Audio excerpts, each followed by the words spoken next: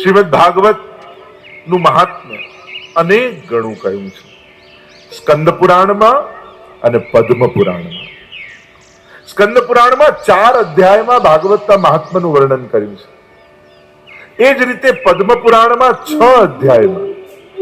અને ભાગવતની એક પરંપરા એવી છે કે જ્યારે ભાગવત કથા શરૂ કરો એના પહેલા 6 અધ્યાયમાં પદ્મ પુરાણમાં જે વર્ણિત છે એ મહાત્મ્યની કથા કહેવામાં આવે છે. અને મહાત્મ્યની કથાનું એટલું મહાત્મ્ય છે કે કેવલ મહાત્મ્ય સાંભળવા માત્રથી ભગવત પ્રાપ્તિ થઈ જાય છે. મુક્તિ તો ભાગવતની બાય પ્રોડક્ટ છે. કોઈ કથા બેસાડી હોય યા તમે સંકલ્પ કરો ને કે મારે કથા કરાવવી છે, એ સંકલ્પ જ્યારે કર્યો ને ત્યારે જ તમારા ભાગ્યમાં મુક્તિ લખાઈ જાય છે. પણ એક વસ્તુ યાદ રાખો, જેણે જીવનમાં કોઈ પુણ્ય ન કર્યા હોય, કોઈ સત્કર્મ ન કર્યા હોય અને જો ગુજરી જાય છતાં એની મુક્તિ કરાવી શકાય એવા ઉપાયો શાસ્ત્રોમાં છે. એટલે કે તમારા બદલે બીજો કોઈ પણ તમારી મુક્તિ કરાવી શકે છે એવા ઉપાયો શાસ્ત્રોમાં છે. ગયામાં જઈને શ્રાદ્ધ કરો, આ રીતે યજ્ઞ કરો, આ રીતે આમ કરો તો આપણે એમ કહેવાય કે આ કરવાથી આ પૂર્વજોની કે સ્વજનોની મુક્તિ થાય. એટલે કે આપણા બદલે આપણી મુક્તિ બીજો કોઈ કરાવી શકે, પણ ભક્તિ તો જાતે જ કરીને જવી પડે. આપણા બદલે બીજો કોઈ આપણી ભક્તિ ન કરી શકે.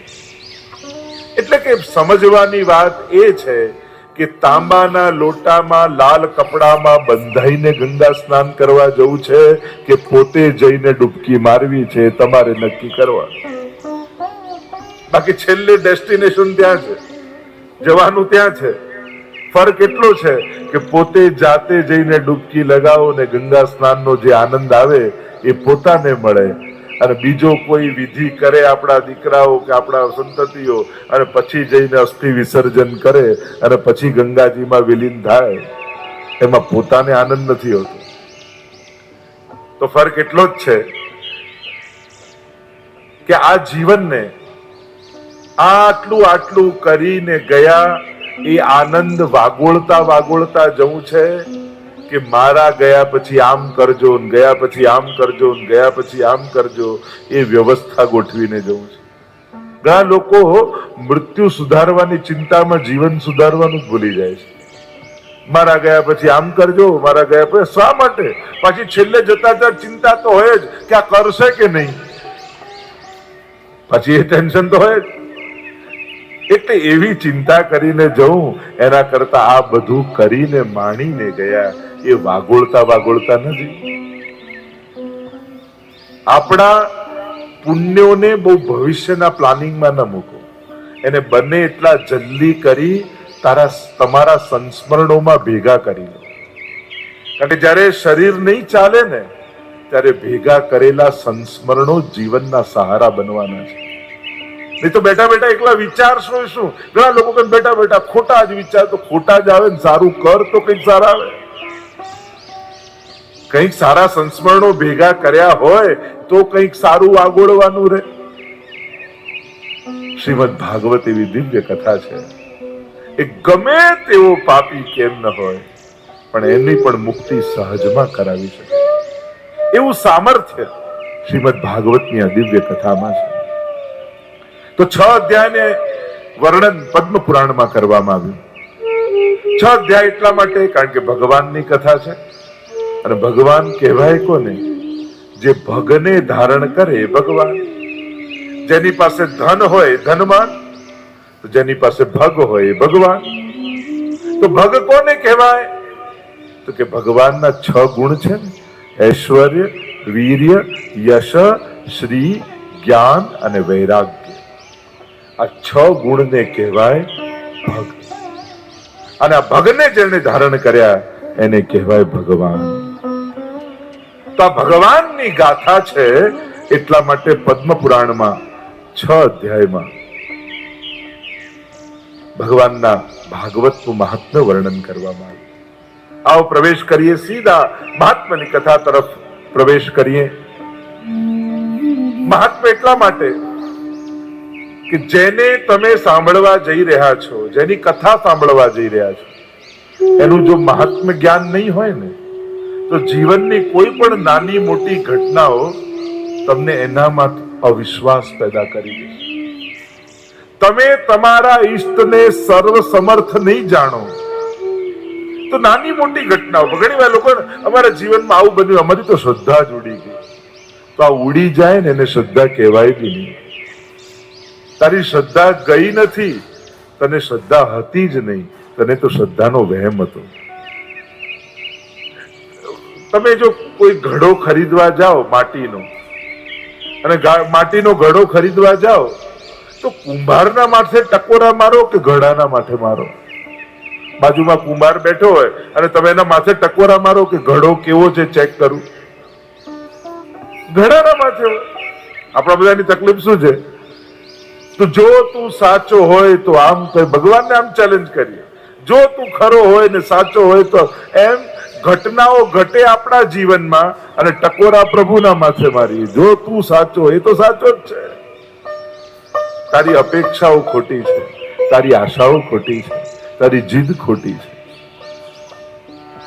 ઘટનાઓ આપણા હાથમાં નથી, પણ અર્થઘટનો તો આપણા હાથમાં છે ને. ક્યારે શું બનશે એ આપણા હાથમાં નથી હોતું, પણ જે બન્યું એ મારા સારા માટે બન્યું છે એ વિચાર તો આપણા હાથમાં છે. ઘટનાઓ આપણે રોકી શકતા નથી, પણ અર્થઘટનો ચોક્કસ આપણે કરી શકતા હોઈએ છીએ. અને જે જીવનમાં બનતી ઘટનાઓના સારા અર્થઘટનો કરતા શીખી જાય છે ને, એ સાધનોના અભાવમાં પણ સુખી રહેતા શીખી જાય છે. ઘણાને એમ થાય કે ઈચ્છિત સાધનો ને સંજોગો મળે તો જ સુખી થઈ શકાય. અરે ના, સારી સમજ પણ નબળા સંજોગોમાં પણ સુખી થતા આપણને શીખવાડી શકે છે. એટલે સારી સમજથી સુખી થતા આવડત પાડો, આદત પાડો. સાધનો અને સંજોગો મળે તો જ સુખી થાઉં એ જીદ છોડી સારી સમજથી સુખી થાઉં એનો પ્રયાસ કરો. એક પત્ની પાસે પરણીને આવ્યા એટલે એની પત્નીએ કહ્યું એના પતિને કે મને સુખી તો કરશો ને તમે? ત્યારે પતિએ કહ્યું જો તું કહીશ એવું બંગલો બાંધી આપીશ, તું કહીશ ગાડી લાવી આપીશ, તું કહીશ દાગીના લાવી આપીશ, તું કહીશ બધું લાવી આપીશ, પણ સુખી થતા જો તને ના આવડ્યું ને તો તારા સિવાય તને બીજો કોઈ સુખી નહીં કરી શકે. એટલે સુખી થતા તો તારે જ શીખવાનું છે. અને એ કળા ભાગવત આપણને શીખવાડશે. સંકટોમાં પણ જેને શ્રીજીની કૃપા દેખાવા લાગે ને ત્યારે માનજો કે આના હૃદયમાં ભાગવત ઉતરી ચૂક્યું છે.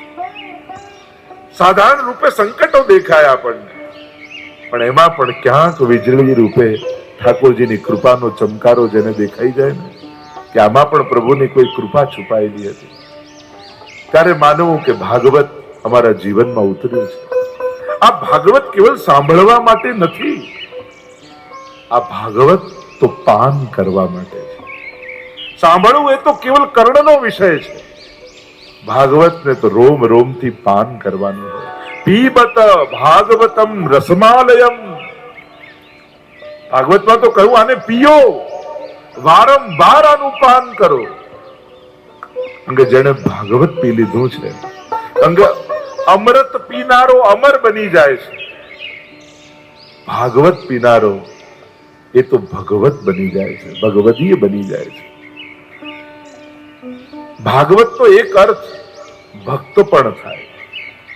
ભાગવતમાં ભક્તોની કથા છે.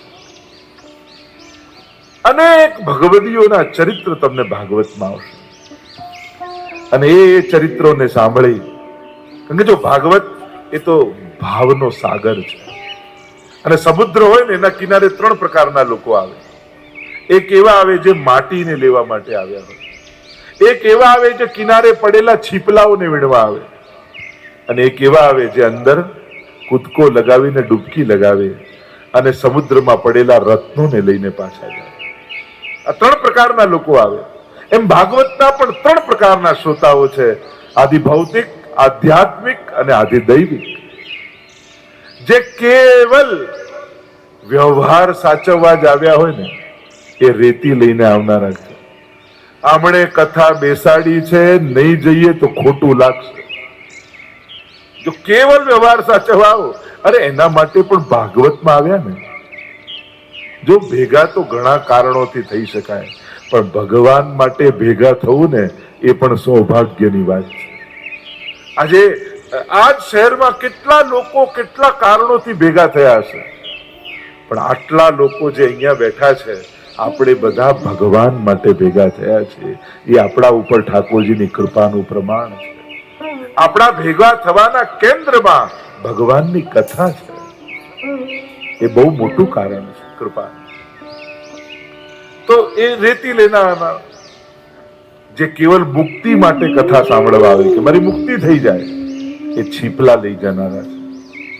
પણ જે ભાગવતના ભાવ સાગરમાં અંદર ઉતરી ભક્તોના ચરિત્રોમાં રહેલા એ ભાવરૂપી રત્નોને જે લઈ જાય, એ આજે દૈવિક શ્રોતા છે, જે ભાવનું ગ્રહણ કરનારો છે. ભાગવત એ ભાવનો ગ્રંથ છે. હું તો એમ પણ કથા શરૂ થતી હોય ત્યારે પહેલા જ દિવસે બધાને કહું, આજે જ બધા પોતપોતાની સેલ્ફી પાડી લેજો. અને 7મા દિવસે આ જ ચહેરો જુદો હશે, આ જ આંખો જુદી હશે, આ જ ભાવ જુદા હશે, જે તમે પોતે અનુભવ કરશો. ભાગવત એ નવસર્જન આપણી અંદર કરે છે. પોતાનાથી આપણને પરિચય આપણો કરાવે છે. કારણ કે અત્યારે આપણી ઓળખાણ કોઈ ને કોઈ લૌકિક રૂપે, તમને કોઈ પૂછે તમે કોણ, તમે ક્યાંક ધંધા રૂપે પોતાની ઓળખાણ આપો, ક્યાંક કોઈના કુળ અને કુટુંબ રૂપે પોતાની ઓળખાણ આપો. તો ભાગવત તમને તમારી વૈષ્ણવતાની ઓળખાણ આપે છે. તમારી ભીતર રહેલા વૈષ્ણવ સાથે તમારો પરિચય કરાવે છે. તમારા ગયા પછી લોકો તમને કઈ બાબતે યાદ કરશે? ઘણી વાર કોઈ જતું હોય, ગુજરી જાય, તો કોઈ ધંધા માટે યાદ કરે, કોઈ સ્વજન માટે યાદ કરે, કોઈ વ્યવહાર માટે યાદ કરે, કોઈ ક્રોધ માટે યાદ કરે, કોઈ દુશ્મનાવટ સાથે, કેટલા પ્રકારથી એક વ્યક્તિ કરતા કરતા એનો હસ્તમેળાપ પ્રભુ સાથે આપણો થઈ જાય. એ જ આપણા જીવનનું પરમ ફળ કહી શકાય. તમે જીવનના ઘણા લક્ષ્યો બનાવ્યા છે, આ મારું એમ છે, આ મારા લાઈફનું ગોલ છે. પણ જ્યારે આપણા જીવનનો ગોલ ભગવાન બની જાય છે ને, તો સંસારની સફળતાઓ તો રસ્તામાં જ પડેલી મળતી હોય છે. તમે જ્યારે ઉત્તમ લક્ષ્ય બનાવો છો ને, ભગવાન જે લક્ષ્ય બનાવી લે ને પોતાના જીવનનું, એને સંસારના સુખો તો સહજમાં મળી જતા હોય. જેમ અહીંયાથી મુંબઈ જાઓ તો સુરત તો રસ્તામાં જ આવી જાય, એના માટે સ્પેશિયલ જવું ન પડે. એમ જેણે ભગવાનના અલૌકિક સુખની કામના રાખી છે ને, એને સંસારના સુખો તો સહજ રસ્તામાં મળી જતા હોય. એને જુદા મેળવવા માટેના પુરુષાર્થ કરવા જ નથી પડતા. કારણ કે ભગવાન એટલે પરમાનંદ, અને પરમ આનંદને પામવાનો જેને પ્રયાસ કર્યો છે, એને સુખ તો સહજમાં મળે છે. તો આવો એ ભગવાનને ઓળખવા માટે એના મહાત્મ્યની કથાનું દર્શન કરીએ. તમે જે 7 દિવસ સુધી જે ગ્રંથ, જે કથા શ્રવણ કરવાના છો, એનું મહાત્મ્ય શું છે, એને સાંભળીને મળશે શું? અને ગુજરાતની પ્રજા તો વેપારી પ્રજા, એટલે સૌથી પહેલા કોઈ પણ કામ કરતા પહેલા એ વિચાર કરે કે સાંભળીએ તો ખરા. 7 દિવસ 4-4 કલાક અમારા ઇન્વેસ્ટ કરીએ, આમાં રિટર્નમાં શું? આપણે તો પેલા રિટર્ન વિચાર કરીએ ને. તો 5 ફળ ભાગવતના કયા, અને આ 5 ફળ જો જીવનમાં મળી ગયા તો જીવનમાં મેળવવાનું બીજું કાંઈ બાકી નહીં રહે. જેણે અલૌકિક સિદ્ધ કર્યું ને, એનું લૌકિક તો સહજમાં સિદ્ધ થઈ જાય છે. ભાગ્યના દેવતાઓ જીવનના પરમ ફળ અને પરમ સુખ લઈ તમારી સામે હાથ જોડીને ઉભા રહી જાય છે. જે ભગવાનને સેવે છે ને, સૌભાગ્ય તો એને ગોતતું આવતી જતું. અંગે પ્રભુ એટલે પરમ સૌભાગ્ય. તો 5 ફળ કયા? પહેલું ફળ કયું? નિસંશયતા, સર્વ સંશયોમાંથી મુક્તિ, સર્વ શંકાઓનું નિવારણ.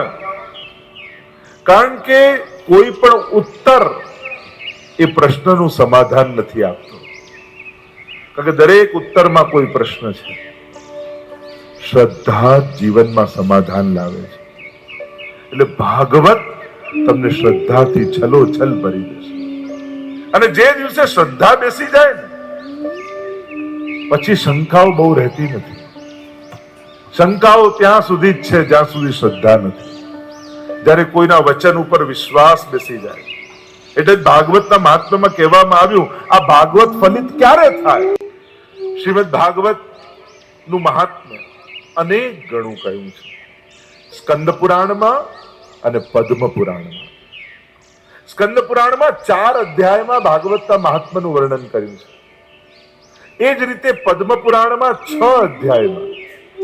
અને ભાગવતની એક પરંપરા એવી છે કે જ્યારે ભાગવત કથા શરૂ કરો એના પહેલા 6 અધ્યાયમાં પદ્મ પુરાણમાં જે વર્ણિત છે એ મહાત્મ્યની કથા કહેવામાં આવે છે. અને મહાત્મ્યની કથાનું એટલું મહાત્મ્ય છે કે કેવલ મહાત્મ્ય સાંભળવા માત્રથી ભગવત પ્રાપ્તિ થઈ જાય છે. મુક્તિ તો ભાગવતની બાય પ્રોડક્ટ છે. કોઈ કથા બેસાડી હોય, યા તમે સંકલ્પ કરો ને કે મારે કથા કરાવવી છે, એ સંકલ્પ જ્યારે કર્યો ને ત્યારે જ તમારા ભાગ્યમાં મુક્તિ લખાઈ જાય છે.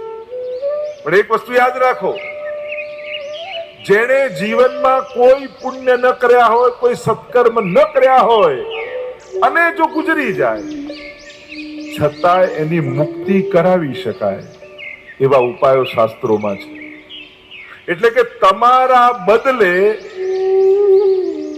બીજો કોઈ પણ તમારી મુક્તિ કરાવી શકે છે એવા ઉપાયો શાસ્ત્રોમાં છે.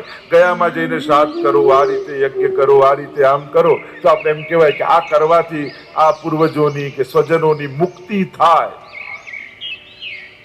એટલે કે આપણા બદલે આપણી મુક્તિ બીજો કોઈ કરાવી શકે, પણ ભક્તિ તો જાતે જ કરીને જવી પડે. આપણા બદલે બીજો કોઈ આપણી ભક્તિ ન કરી શકે.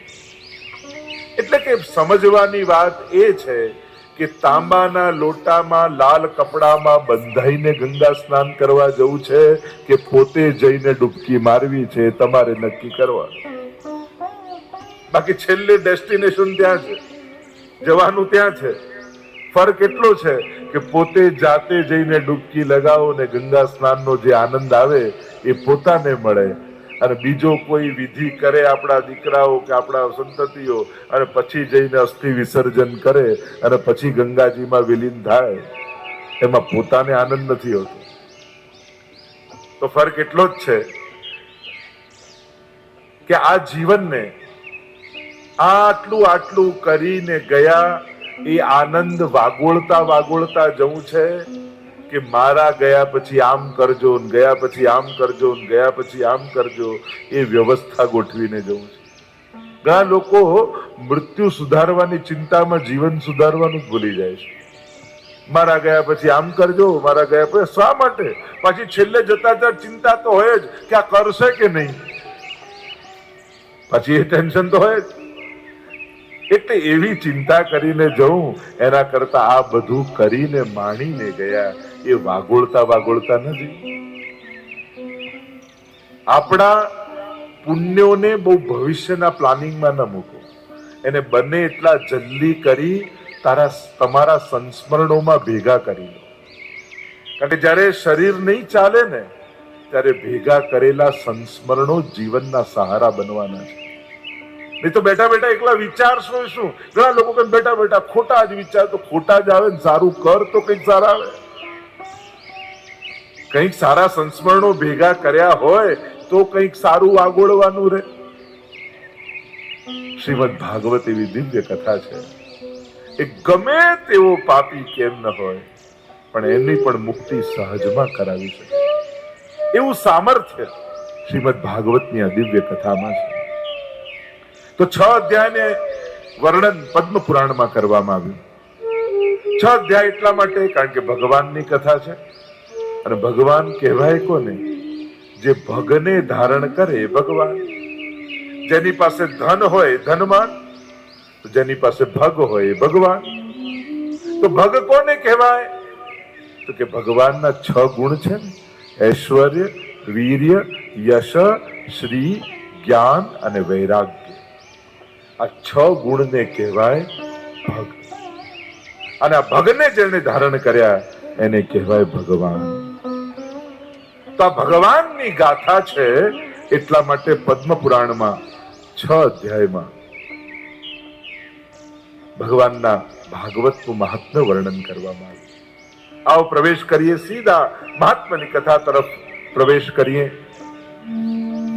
મહાત્મ્ય એટલા માટે કે જેને તમે સાંભળવા જઈ રહ્યા છો, જેની કથા સાંભળવા જઈ રહ્યા છો, એનું જો મહાત્મ્ય જ્ઞાન નહીં હોય ને તો જીવનની કોઈ પણ નાની મોટી ઘટનાઓ તમને એનામાં અવિશ્વાસ પેદા કરી દે. તમે તમારા ઈષ્ટને સર્વ સમર્થ નહીં જાણો તો નાની મોટી ઘટનાઓ, ઘણી વાર લોકો અમારા જીવનમાં આવું બન્યું, અમારી તો શ્રદ્ધા જ ઉડી ગઈ. તો આ ઉડી જાય ને એને શ્રદ્ધા કહેવાય બી નહીં.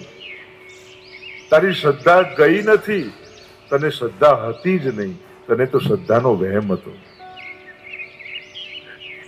તમે જો કોઈ ઘડો ખરીદવા જાઓ માટીનો, અને માટીનો ઘડો ખરીદવા જાઓ તો કુંભારના માથે ટકોરા મારો કે ઘડાના માથે મારો? બાજુમાં કુંભાર બેઠો હોય અને તમે એના માથે ટકોરા મારો કે ઘડો કેવો છે ચેક કરું? ઘડાના માથે હોય. આપણા બધાની તકલીફ શું છે?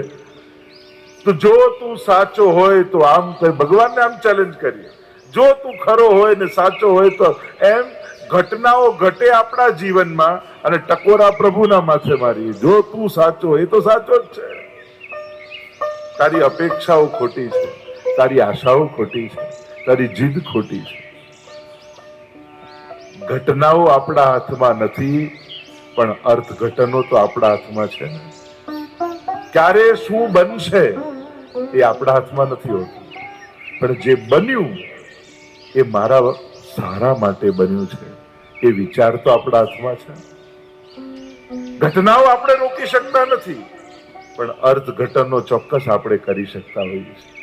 અને જે જીવનમાં બનતી ઘટનાઓના સારા અર્થઘટનો કરતા શીખી જાય છે ને, એ સાધનોના અભાવમાં પણ સુખી રહેતા શીખી જાય છે.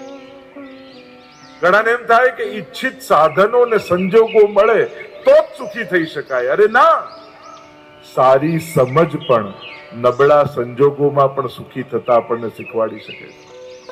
એટલે સારી સમજથી સુખી થતા આવડત પાડો, આદત પાડો. સાધનો અને સંજોગો મળે તો જ સુખી થાઉં એ જીદ છોડી સારી સમજથી સુખી થાઉં એનો પ્રયાસ કરો.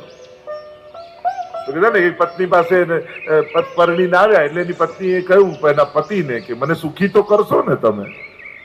ત્યારે પતિએ કહ્યું, જો તું કહીશ એવું બંગલો બાંધી આપીશ, તું કહીશ એ ગાડી લાવી આપીશ, તું કહીશ એ દાગીના લાવી આપીશ, તું કહીશ એ બધું લાવી આપીશ, પણ સુખી થતા જો તને ના આવડ્યું ને તો તારા સિવાય તને બીજો કોઈ સુખી નહીં કરી શકે. એટલે સુખી થતા તો તારે જ શીખવાનું છે. અને એ કળા ભાગવત આપણને શીખવાડશે. સંકટોમાં પણ જેને શ્રીજીની કૃપા દેખાવા લાગે ને ત્યારે માનજો કે આના હૃદયમાં ભાગવત ઉતરી ચૂક્યું છે. સાધારણ રૂપે સંકટો દેખાય આપણને, પણ એમાં પણ ક્યાંક વીજળી રૂપે ઠાકોરજીની કૃપાનો ચમકારો જેને દેખાઈ જાય ને કે આમાં પણ પ્રભુની કોઈ કૃપા છુપાયેલી હતી, ત્યારે માનવું કે ભાગવત અમારા જીવનમાં ઉતર્યું છે. આ ભાગવત કેવલ સાંભળવા માટે નથી, આ ભાગવત તો પાન કરવા માટે છે. સાંભળવું એ તો કેવલ કર્ણનો વિષય છે. ભાગવતને તો રોમ રોમથી પાન કરવાનું હોય. પીબત ભાગવતમ રસમાલયમ. ભાગવતમાં તો કહ્યું આને પીઓ, વારંવાર આનું પાન કરો. અંગે જેને ભાગવત પી લીધું છે, અંગે અમૃત પીનારો અમર બની જાય છે. ભાગવત પીનારો એ તો ભગવત બની જાય છે, ભગવદીય બની જાય છે. ભાગવતનો એક અર્થ ભક્ત પણ થાય. ભાગવતમાં ભક્તોની કથા છે. અનેક ભગવદીઓના ચરિત્ર તમને ભાગવતમાં આવશે, અને એ ચરિત્રોને સાંભળી, કારણ કે જો ભાગવત એ તો ભાવનો સાગર છે. અને સમુદ્ર હોય ને એના કિનારે 3 પ્રકારના લોકો આવે. એક એવા આવે જે માટીને લેવા માટે આવ્યા હોય, એક એવા આવે જે કિનારે પડેલા છીપલાઓને વીણવા આવે, અને એક એવા આવે જે અંદર કૂદકો લગાવીને ડૂબકી લગાવે અને સમુદ્રમાં પડેલા રત્નોને લઈને પાછા જાય. આ 3 પ્રકારના લોકો આવે. એમ ભાગવતના પણ 3 પ્રકારના શ્રોતાઓ છે: આદિ ભૌતિક, આધ્યાત્મિક અને આદિ દૈવિક. જે કેવલ વ્યવહાર સાચવવા જ આવ્યા હોય ને એ રેતી લઈને આવનારા છે. આમણે કથા બેસાડી છે, નહીં જઈએ તો ખોટું લાગશે. જો કેવલ વ્યવહાર સાચવવા આવો, અરે એના માટે પણ ભાગવતમાં આવ્યા ને. જો ભેગા તો ઘણા કારણોથી થઈ શકાય, પણ ભગવાન માટે ભેગા થવું ને એ પણ સૌભાગ્યની વાત છે.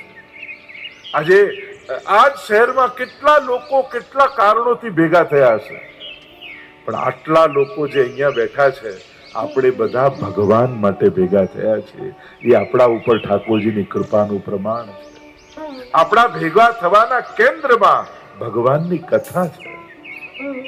એ બહુ મોટું કારણ છે કૃપા. તો એ રેતી લેનારા જે કેવલ મુક્તિ માટે કથા સાંભળવા આવે કે મારી મુક્તિ થઈ જાય, એ છીપલા લઈ જનારા છે. પણ જે ભાગવતના ભાવ સાગરમાં અંદર ઉતરી ભક્તોના ચરિત્રોમાં રહેલા એ ભાવરૂપી રત્નોને જે લઈ જાય, એ આદિ દૈવિક શ્રોતા છે, જે ભાવનું ગ્રહણ કરનારો છે. ભાગવત એ ભાવનો ગ્રંથ છે. હું તો એમ પણ કથા શરૂ થતી હોય ત્યારે પહેલા જ દિવસે બધાને કહું, આજે જ બધા પોતપોતાની સેલ્ફી પાડી લેજો. અને 7મા દિવસે આ જ ચહેરો જુદો હશે, આ જ આંખો જુદી હશે, આ જ ભાવ જુદા હશે, જે તમે પોતે અનુભવ કરશો. ભાગવત એ નવસર્જન આપણી અંદર કરે છે. પોતાનાથી આપણને પરિચય આપણો કરાવે છે. કારણ કે અત્યારે આપણી ઓળખાણ કોઈ ને કોઈ લૌકિક રૂપે. તમને કોઈ પૂછે તમે કોણ, તમે ક્યાંક ધંધા રૂપે પોતાની ઓળખાણ આપો, ક્યાંક કોઈના કુળ અને કુટુંબ રૂપે પોતાની ઓળખાણ આપો. પણ ભાગવત તમને તમારી વૈષ્ણવતાની ઓળખાણ આપે છે. તમારી ભીતર રહેલા વૈષ્ણવ સાથે તમારો પરિચય કરાવે છે. તમારા ગયા પછી લોકો તમને કઈ બાબતે યાદ કરશે? ઘણી વાર કોઈ જતું હોય, ગુજરી જાય, તો કોઈ ધંધા માટે યાદ કરે, કોઈ સ્વજન માટે યાદ કરે, કોઈ વ્યવહાર માટે યાદ કરે, કોઈ ક્રોધ માટે યાદ કરે, કોઈ દુશ્મનાવટ સાથે. કેટલા પ્રકારથી એક વ્યક્તિ કરતા કરતા એનો હસ્તમેળાપ પ્રભુ સાથે આપણો થઈ જાય.